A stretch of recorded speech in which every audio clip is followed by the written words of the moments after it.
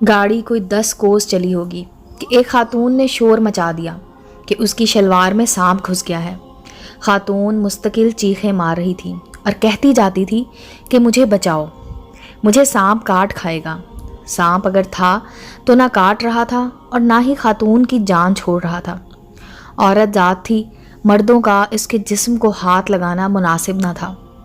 आखिरकार बस रोकी गई और ख्वातीन के हौसले और हिम्मत से सांप वाली खातून को एक साइड पर उतारा गया। वो बदसतूर चीख रही थी। बस किनारे देहाती लिबास में एक जवान आदमी खड़ा था। हाथ में एक दरमियाने साइज़ का बक्सा था। वो भी इस तमाशे को देखने वालों में शरीक हो गया। सांप वाली खातून को ख्वातीन ने पीछे लिटा दिया और एक छड़ी से शलवार के ऊपर वार शुरू कर दिए। सांप ने अंदाज़ा कर लिया होगा कि बाहर उसके दुश्मन खड़े हैं, इसलिए वो बाहर आने पर तैयार न था। बहरहाल जब वार शिद्दत इख्तियार कर गए तो सांप ने शलवार से सर निकाला और आहिस्ता से बाहर आ गया। ये एक स्याह रंग का कोबरा सांप था जिसका डसा हुआ पानी नहीं मांगता। इस तरह का सांप अगर हाथी को काट ले तो चंद मिनट में हलाक हो जाता है। सांप की हैबत से सब लोग दहशत ज़दा हो गए। किसी की हिम्मत ना पड़ी कि उसके नज़दीक जाए। सबकी कुव्वत फैसला जवाब दे चुकी थी। सांप को कैसे मारा जाए, उसके ऊपर से बस गुजार दी जाए या इंतज़ार किया जाए कि वो किधर का रुख करता है। खौफनाक आंखों वाले सांप ने चेन उठा रखी थी और चारों तरफ देख रहा था जैसे किसी को तलाश कर रहा हो। बस के एक मुसाफिर ने दावा किया कि उसको एक ऐसा दम आता है कि सांप अंधा हो जाएगा, फिर इसको आराम से मार सकेंगे। मुसाफिर ने, जो सांप से 3 फुट के फासले पर था, दम करना शुरू किया। अभी चंद मिनट गुजरे थे कि सांप ने उस ज़ोर की फंकार मारी कि दम करने वाला मुसाफिर, जो खासा दूर था, ज़मीन पर आ गिरा। सांप की फंकार से उसका रंग जर्द पड़ गया। वो दम करना भूल गया और भाग कर बस में बैठ गया। अब सब लोग दम बखुद थे कि अब क्या करता है। जिस खातून से इब्तिदा हुई थी उसे सांप ने कतन कोई गज़न न पहुंचाई। वो पत्थर पर बैठी थी, ड्रामे को देख रही थी। किसी ने मशवरा दिया कि प्याले में दूध डालकर सांप को एक तरफ ले जाया जाए। कोई ये मशवरा दे रहा था कि बस ऊपर से गुजार दी जाए।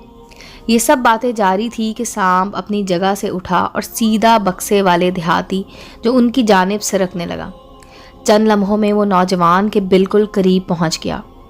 अब सांप इतना करीब था कि नौजवान भाग भी ना सकता था।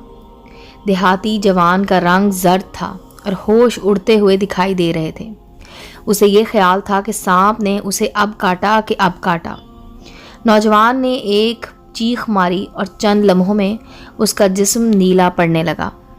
उसने तड़पते हुए शिकार को छोड़कर सांप एक तरफ को चल निकला और ऐसा गायब हुआ जैसा कभी वहाँ था ही नहीं। आन की आन में नौजवान के मुंह से झाग निकलने लगी और देखते ही देखते उसने दम तोड़ दिया। वो कौन था, उसकी नाश को कहाँ पहुँचाया जाए, उसके लिए थोड़ी सी जानकारी ज़रूरी थी। पराए सामान को हाथ लगाना वैसे तो मुनासिब ना था, मगर जवान के जिस्म पर कोई ऐसी काबिल शनाख्त शय ना थी जिससे पता चलता कि वो कहाँ का रहने वाला है। मजबूरन उसका बक्सा खोला गया ताकि उसमें से उसकी शनाख्त मालूम की जाए। जब बक्सा खुला तो लोग मारे हैरत और खौफ के जान निकल गई, क्योंकि वहाँ कटे हुए कोहनी तक 2 हाथ और बाजू मौजूद थे। बाजू में फंसी हुई सोने की 8 चूड़ियाँ, ऐसा दिखाई देता था कि नौजवान ने कहीं डाका मारा या वारदात की है, मगर बाजुओं में से चूड़ियाँ उतर ना सकीं। मजबूरन कोहनी तक बाजू काट कर बक्से में रख लिए गए कि अब आराम से चूड़ियाँ उतारूंगा और बाजुओं को किसी मुनासिब जगह पर फेंक दूंगा। नज़दीकी थाने को इतला दी गई। पता चला कि अभी अभी वारदात हुई है और किसी ने सोने और दीगर अशिया को लूटते हुए एक औरत के बाजू काट लिए। वहाँ मौजूद मुसाफिर अल्लाह अकबर पुकारने लगे और कहने लगे, ए अल्लाह, तूने किस तरह जुल्म का बदला ले लिया और जालिम को इबरत का निशान बना दिया।